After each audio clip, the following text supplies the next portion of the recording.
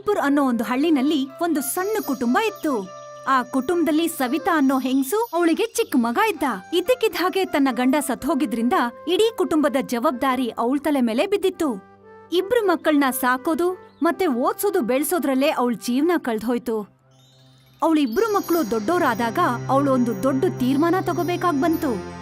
ಅರೆ ಸವಿತಕ್ಕ, ನೀವಿಲ್ಲಿ ಬನ್ನಿ, ಒಳಗ್ ಬನ್ನಿ. ಏನಾಯ್ತು? ಎಲ್ಲ ಸರಿಯಾಗಿದೆ ಅಲ್ವಾ? ಶ್ರೀಧರಣ್ಣ, ನಿನಗ್ ಗೊತ್ತೇ ಇದೆಯಲ್ವಾ, ನನ್ನಿಬ್ರು ಮಕ್ಕಳನ್ನ ತುಂಬಾ ಕಷ್ಟಪಟ್ಟು ಸಾಕಿದ್ದೀನಿ ನಾನು. ಅವ್ರೀಗ ಸಿಟಿಗ್ ಹೋಗಿ ಓದೋ ಅಂತ ಸಮಯ ಬಂದಿದೆ ಅಣ್ಣ. ಆದ್ರೆ ಈಗ ನನ್ ಹತ್ರ ಅಷ್ಟು ದುಡ್ಡಿಲ್ಲ, ಆದ್ರಿಂದ ನಾನ್ ಮುಂದೆ ಓದ್ಸೋದಕ್ಕಾಗಲ್ಲ. ಒಂದ್ ವೇಳೆ ಒಬ್ಬನ್ನ ಓದ್ಸಿ ಇನ್ನೊಬ್ಬನ್ನ ಹಾಗೆ ಬಿಟ್ರೆ ಒಬ್ಬನಿಗೆ ಅನ್ಯಾಯ ಮಾಡ್ದಾಗತ್ತೆ. ಹಾಗಾಗಿ ನಾನ್ ಏನ್ ಮಾಡ್ಲಿ? ನೀವು ಸಮಾಧಾನ ಮಾಡ್ಕೊಳ್ಳಿ. ಮತ್ತೆ ಇವರಿಬ್ರಲ್ಲಿ ತುಂಬಾ ಚುರುಕಾಗಿ ಯಾರಿದ್ದಾರೆ ಅಂತ ಹೇಳಿ.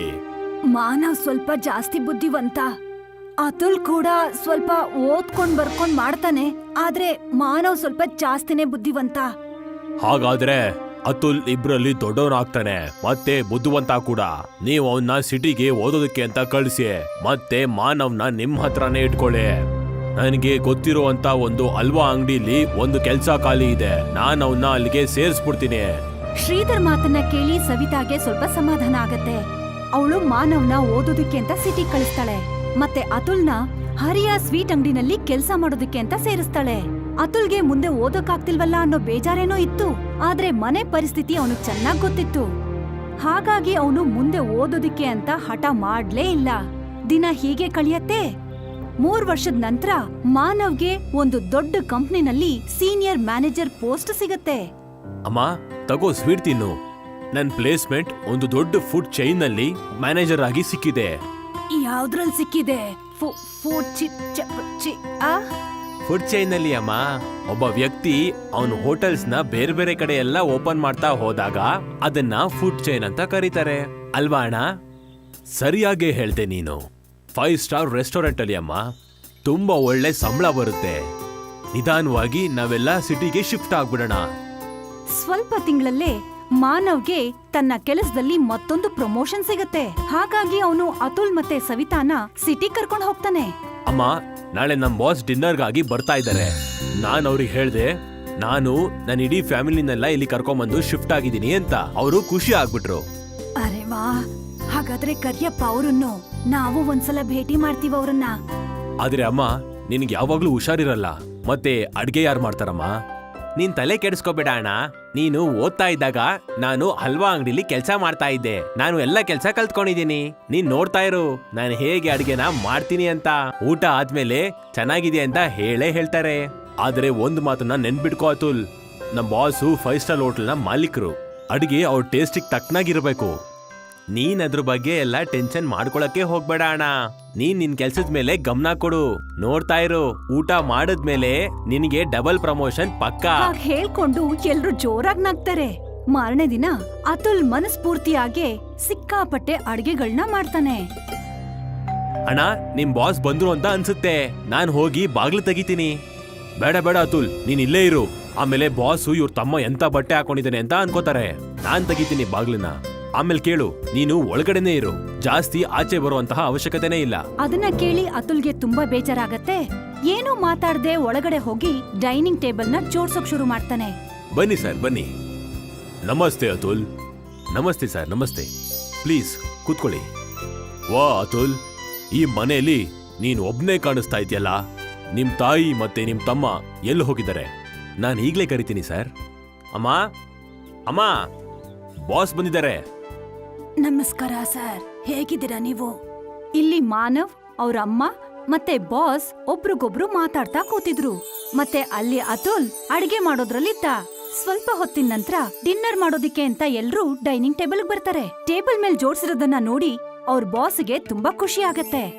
ಒಂದು ಸೈಡ್ ಫೋರ್ಕ್, ಇನ್ನೊಂದ್ ಸೈಡ್ ಸ್ಪೂನ್ ಮತ್ತೆ ನೈಫ್, ಟಿಶ್ಯೂ, ಟೇಬಲ್ ಕ್ಲಾತ್ ಎಲ್ಲಾನು ಒಂದ್ ರೀತಿ ಪರ್ಫೆಕ್ಟ್ ಆಗಿತ್ತು.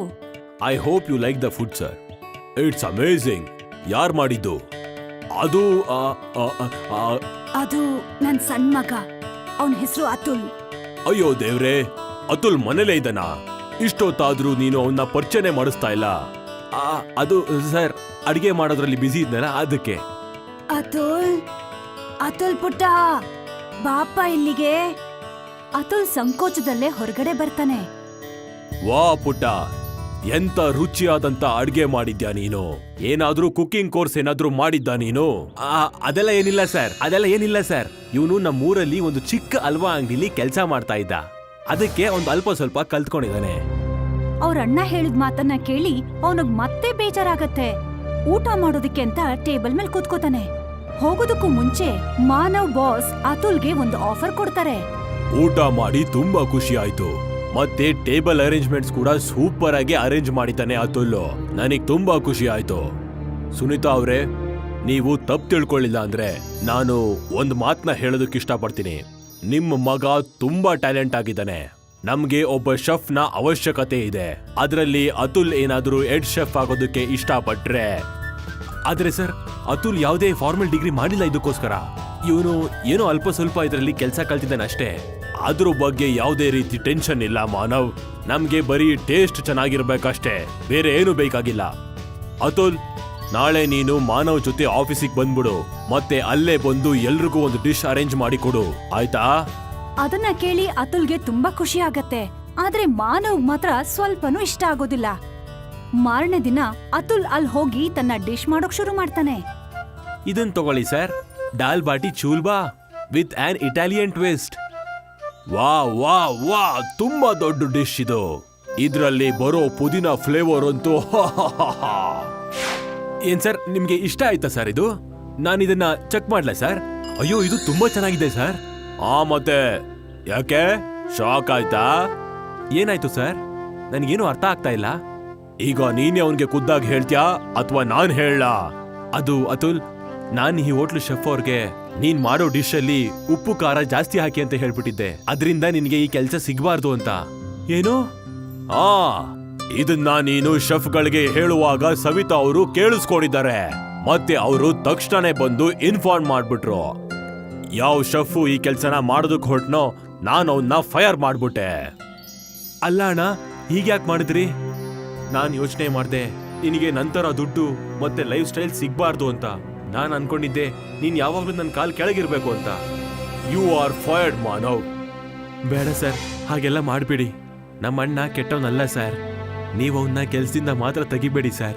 ನೋಡ್ದಾ ಮಾನವ್, ನೀನ್ ಎಂತ ದೊಡ್ಡ ಕೆಟ್ಟ ಕೆಲ್ಸ ಮಾಡಿದ್ರು ಅತುಲ್ ನಿನ್ನ ಮನ್ಸಿಂದ ಎಷ್ಟು ಪ್ರೀತಿ ಮಾಡ್ತಾನೆ ಅಂತ. I am sorry sir, I am sorry Atul. ಮಾನವ್ಗೆ ತನ್ನ ತಪ್ಪಿನ ಅರಿವರ್ಥ ಆಗತ್ತೆ. ಆಮೇಲೆ ಅವರಿಬ್ರು ತುಂಬಾ ಖುಷಿಯಾಗಿ ಜೀವನ ಮಾಡ್ತಾರೆ.